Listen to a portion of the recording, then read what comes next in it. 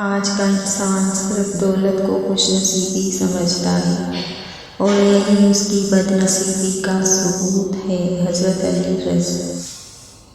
مشکلیں آتی اور چلی جاتی ہیں، دیکھنا یہ ہوتا ہے کون کس حد تک ساتھ دیتا ہے۔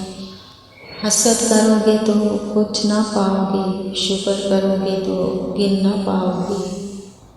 جو لڑکیاں پردہ نہیں کرتی کہتی ہیں ذہن صاف ہونا چاہیے۔ آپ کا ذہن فاطمہ بنت محمد صلی اللہ علیہ وسلم سے زیادہ صاف نہیں ہے۔ پردے کا حکم ان کو بھی تھا۔ درد تو وہی دیتے ہیں جنہیں حق دیا جاتا ہے، ورنہ غیر تو دھکا لگنے پر بھی معافی مانگ لیتا ہے۔ دل کی قیمت نہیں لیکن زبان کا میٹھا بول دل کو خرید لیتا ہے۔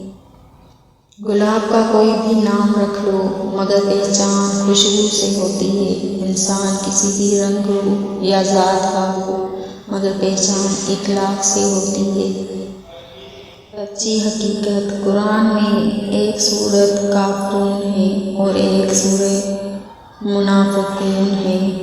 کافرون چھوٹی سورت ہے اور منافقون لمبی، لہذا کافر سے ایک بار بچو اور منافق سے 1000 بار۔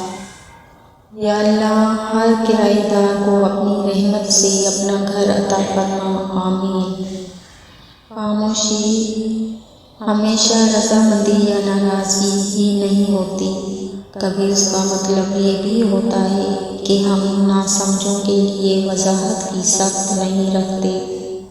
لہجے کی سختی دل کی سختی سے منسلک ہے۔ دل کی سختی اللہ سے دوری کی دلیل ہے اور جو اللہ کا مقرب نہیں وہ مخلوق کا مقرب نہیں ہو سکتا۔ جب بھی مجھے پریشانیاں آ گھیرتی ہیں، میری ماں کی دعائیں اچانک بادلوں کی طرح آمدتی ہیں اور مجھ پر اپنا سایہ کر دیتی ہیں۔ ماں تو عظیم ہے۔ انسان کی سب سے بڑی خطا یہ ہے کہ وہ رب سے پہلے انسان کے سامنے روتا ہے۔ زندگی کی راہ میں کبھی بھی خود کو بکھرنے مت دینا، کیونکہ بکھرے ہوئے مکانوں کی اینٹیں بھی لوگ اٹھا کر لے جاتے ہیں۔ بھروسہ کرنے والے سے زیادہ بے وقوف بھروسہ توڑنے والا ہوتا ہے، جو اپنی ایک چھوٹی سی خوشی کے لیے ایک اچھے انسان کو زندگی بھر کے لیے کھو دیتا ہے۔ سمجھدار وہ نہیں جو زیادہ پڑھا لکھا ہو، بلکہ اصل سمجھدار وہ ہے جسے یہ ہنر آتا ہو کہ کس سے کہاں پر کن الفاظ اور کس لہجے میں بات کرنی ہے۔